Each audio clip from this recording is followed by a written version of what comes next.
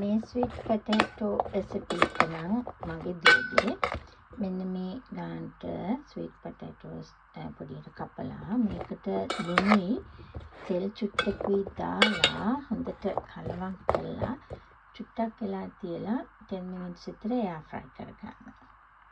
මේ එයා ෆ්‍රයි එකට දාලා ටිකක් හොඳට ස්ප්‍රෙඩ් කරලා මේක 10 minutes විතර තියාගත්තාම මේ හොඳටම ඇති.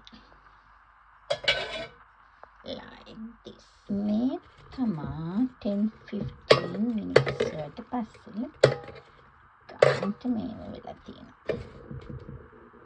මේකට ඕනනම් මේ කැලිමිරිස් එහෙම දාලා මික්ස් කරලා එහෙම දාන්නත් පුළුවන්. හැබැයි මම කැලිමිරිස් ඇඩ් කරන්නේ next step එකේදී.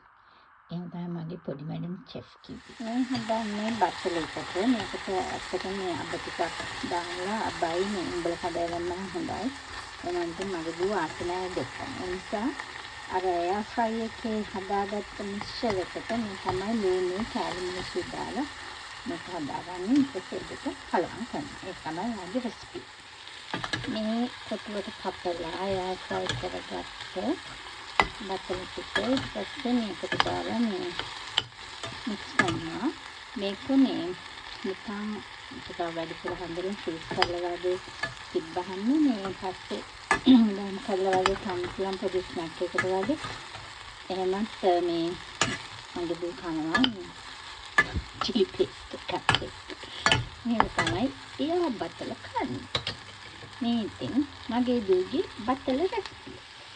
ඩිෂ් එක ෆිනිෂ් කරන්න ඉස්සෙල්ලා තවත් ලුණු ටිකක් දාන්න ඕනේ. ටිකක් කඩ ගාලා අමුයෙන් හැටේ. ඒක තමයි ෆයිනල් ස්ටෙප් එක. මේක ඉතින් ස්වීට් පොටැටෝ ඩෙවිල් කියන්න පුළුවන්. Looks nice, also tastes nice.